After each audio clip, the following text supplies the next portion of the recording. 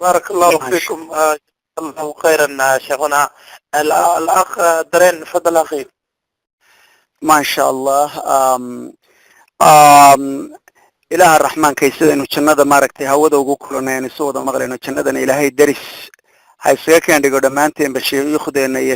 شيخ باب طلحة الله بركيه. شيخ وحاس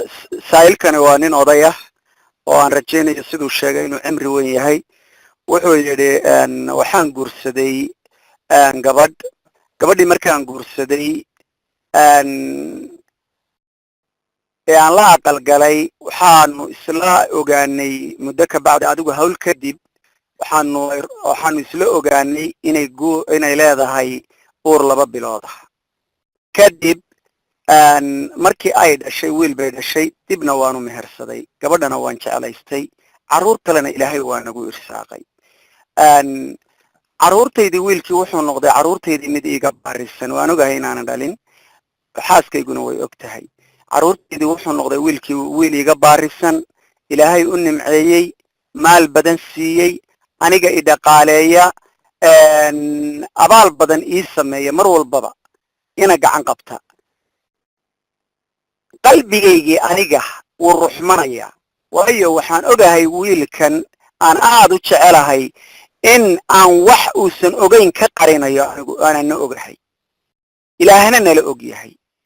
way aan ugu sheegana ma garanayo waana u baahanahay weli gacantiisii iyo aabanimadiisiiba haddii aan u sheegana waxaan ka baqay inaanu sii kala fogaano anna wixii aan ku qabay aan ka waayo isagiina maaragtay murugo iyo maaragtay guri la'aan iyo cidla uu ku soo dhaco sheekh arrintaas awalwal in muddo ay igu haysay maxaan yeelaa ilaahay aakhiriya adduunba ha ku barakeeya buuri wadaadkaas. الحمد لله والصلاة والسلام على رسول الله صلى الله عليه وسلم وبعد. سؤاشا وحان تلكب بحله ننكا أضيقة ماشا ودقية علومة هل يلبو وإسلية هي ويأوغو أركتديريهن wayna ugu geesisan yihiin wayna ugu xalaal miir badan yihiin wayna ugu xikmad badan yihiin wayna sirta qarinteeda ugu fiican yihiin waxaan qabaa intaad u yeedho ood arrintaa u sheegto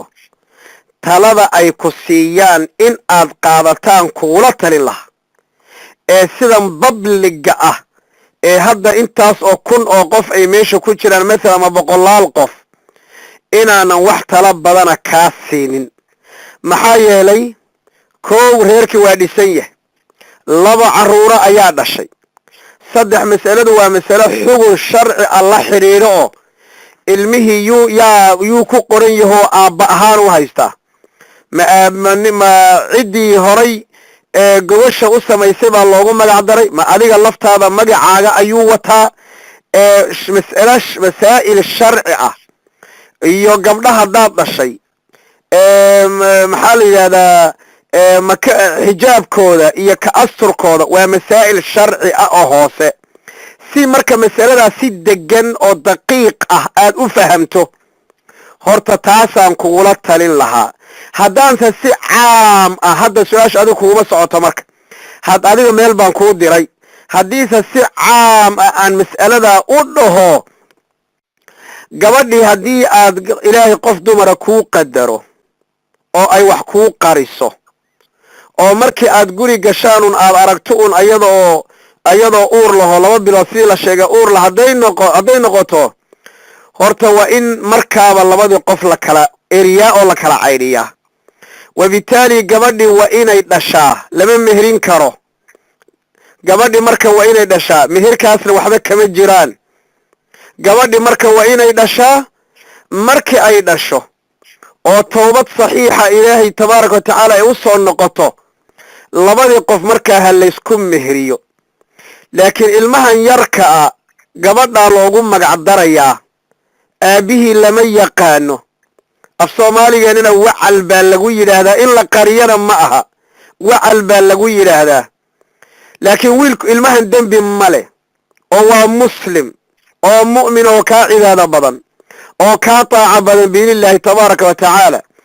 inuusan aabba lahayn oo uu ku abtirsanayaay macnaheedu inuu mujrim yahay ma aha inuu dhaalim yahayna ma aha taqi caabid ah oo alla ka baqaya oo awliyaa'ullah inuu yahay oo adiga kaa fiican oo jannada uu maca annabiyiina waasidiiqiina uu la geli karo ayaa mataqaanaa saxa wuuna xumaan karaa taasi waa mas'alo cibaadada iyo xidhiidhka alla iyo addoonnimadiisa iyo intaasoo dhan shaqo kuma leh laakiin aabba ma lahan saa daraaddeed axkaam badan baa marka daba soconaysa oo inaan hooyadii loogu magac daro in maxaa la yidhaahdaa iikeen carruurtii uu odaygan u dhashay inay ka xijaabtaan inuusan dhaxlin asla dhaxlin baabkaasoo dhan baa marka soo gelaya sidaa daraaddeed waxaan ku dhihi lahaa mar labaad aan soo celiye arrinkaasi dad culumo ah oo xikam alla siiyey shareecadana wax ka garanaya intaa duruufta jirtay xaqiiqada u sheegto waxa ay kugula taliyaanna qaado intaasaan ku dhihi lahaa wallahu aclam walcilmu cinda allah